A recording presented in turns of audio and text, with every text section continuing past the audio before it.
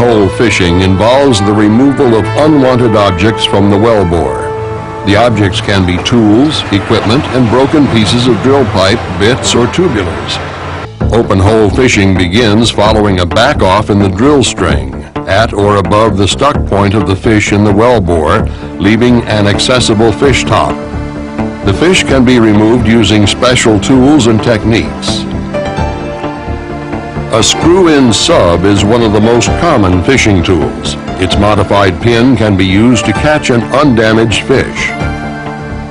The overshot tool, because of its versatility, is frequently used in fish recoveries.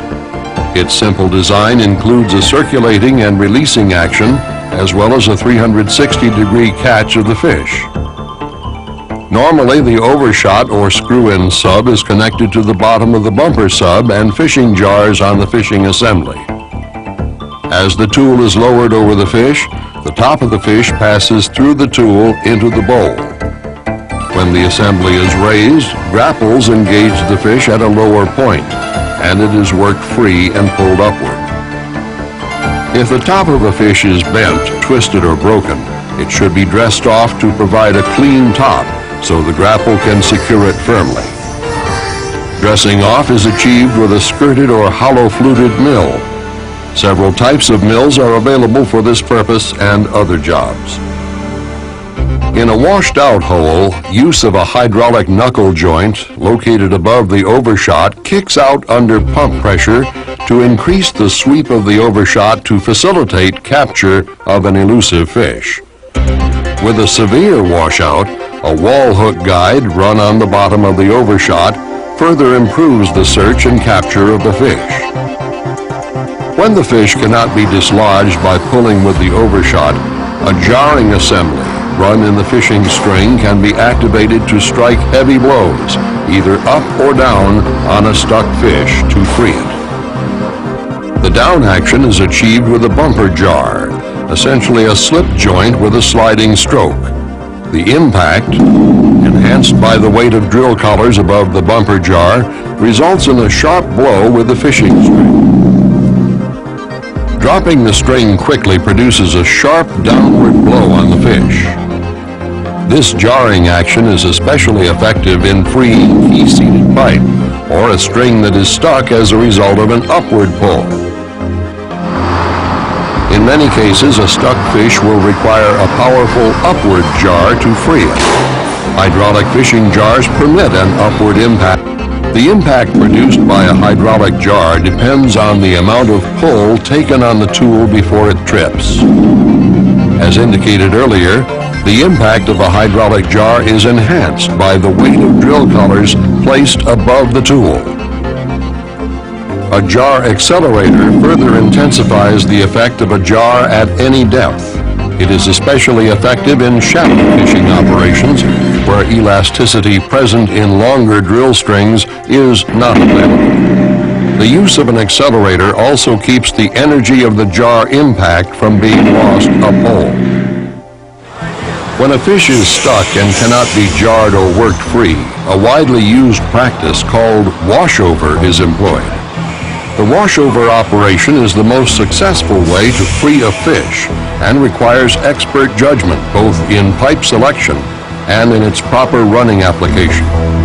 As mud and hole conditions are critical, in many cases a bit trip may be necessary to condition the hole prior to running the wash pipe. Essentially, washover operations involve a pipe string that slips over the stuck fish, allowing fluid to circulate in the annulus between the fish and the inner wall of the washover pipe. Fluid under pressure flushes out debris cut loose by the rotary shoe run on the bottom of the washover pipe. The washed over fish, secured by an overshot or screw-in sub, can then be backed off and removed to the surface. The washover pipe selected requires an inside diameter large enough to accommodate the fish and an outside diameter that can rotate without sticking in the open hole and still allow circulation. Various types of Weatherford rotary shoes are available. Each shoe is custom designed for a particular procedure. Tooth-type shoes, for example, are recommended when the formation to be cut is relatively soft. When metal, such as tool joints or stabilizer blades, must be cut, the rotary shoe is dressed with tungsten carbide or diamonds, internally, externally, or both, tailored specifically for the task. Proper rotary shoe selection requires expertise. An improper choice could severely damage the fish, complicating the recovery operation. Occasionally, the drill pipe may be plugged, usually by mud. Cutting the freed drill pipe with a mechanical outside cutter run on the wash pipe will remove the obstruction and establish a clean, workable top. Following washover, the wash pipe is pulled up and the shoe removed and replaced by a mechanical outside cutter.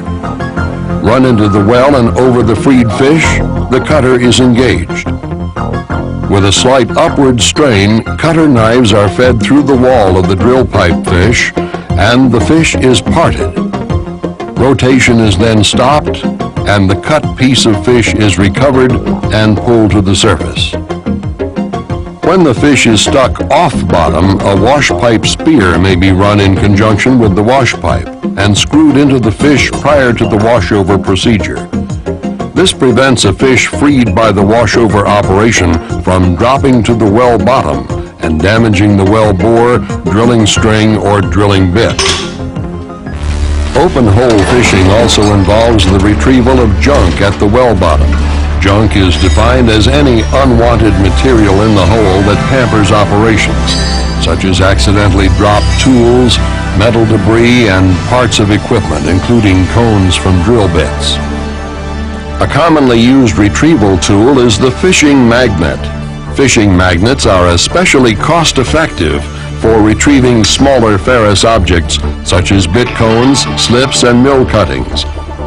Permanent magnets have circulating ports around the outer edge so that fill and cuttings can be washed away, exposing the junk for proper magnetic contact. Magnets are furnished with flush guides, lipped guides, or mill guides, which help in washing and securing the junk. The magnet is lowered to the well bottom while circulating and then pulled to the surface. This activity may be repeated until the well bore is cleared of all junk.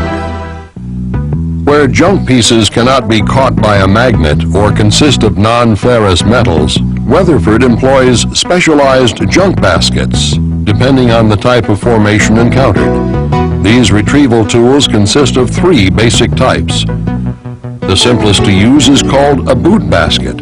It is run directly above a junk mill or a rock bit that cuts the junk into small pieces. Fluid circulation deposits these pieces into the basket, which is raised to the surface. In soft to medium formations, a coring type basket, commonly known as a globe basket, can be run to cut a short core in the bottom of the well. This core, as well as any junk contained in it, is held in place by retaining fingers and removed to the surface. In hard formations, a jet-powered or reverse circulating basket is a highly effective tool. Lowered to the bottom, it rotates slowly with circulation to flush settlings from the junk. A ball is dropped into the drill pipe and pumped down until the ball seats in the retriever. The flow of the fluid is diverted to outside the tool, which causes 2 things to occur. It establishes reverse circulation and a Venturi effect, which then creates a partial vacuum inside the junk basket. These 2 forces propel the junk into the basket. Captured junk is secured by hinged retaining fingers. This action continues until all junk is removed from the hole.